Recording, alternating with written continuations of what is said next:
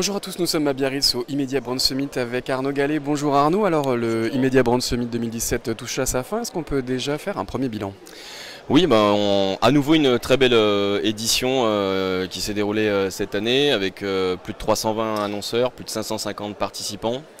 Toujours sur un format ultra sélectif, premium, avec les annonceurs qui sont invités sur projets d'investissement et les partenaires qui font des rendez-vous d'affaires avec les annonceurs venus nous rejoindre pour ces 2 jours très concentrés en digital à Biarritz. Alors on bascule dans le mobile first, dans l'univers média, l'univers marketing. C'était quoi les grandes tendances cette année sur le salon? On s'est réunis justement avec le comité éditorial qui est composé de grands annonceurs parce que à Biarritz c'est aussi et surtout un événement qui est monté par les annonceurs et pour les annonceurs pour discuter dans le cadre de cette réunion du comité qu'on a fait au mois de décembre puisque ça se prépare quand même bien en amont de quelles étaient les thématiques qu'il fallait absolument mettre au programme.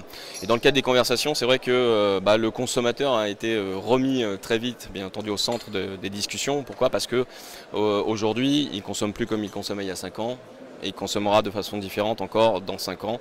Et il faut lui parler de façon presque intime, avec un discours qui le touche au plus près de ses émotions et de sa façon aussi de consommer.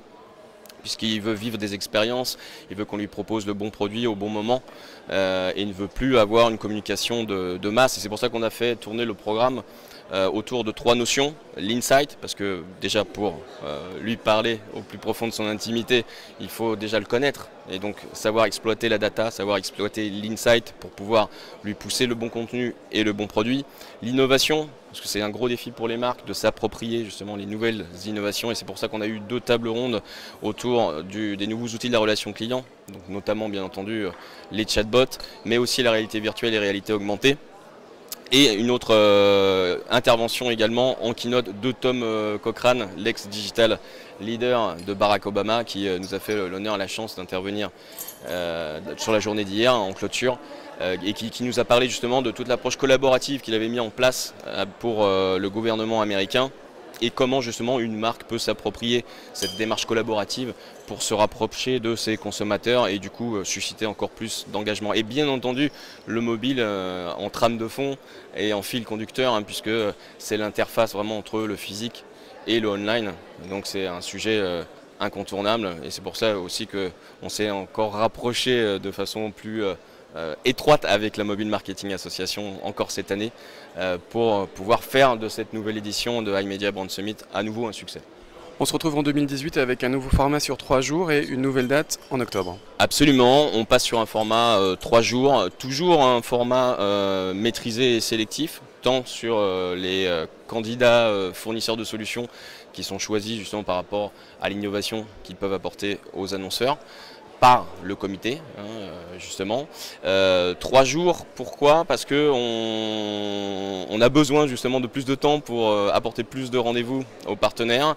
On va grossir quelque peu.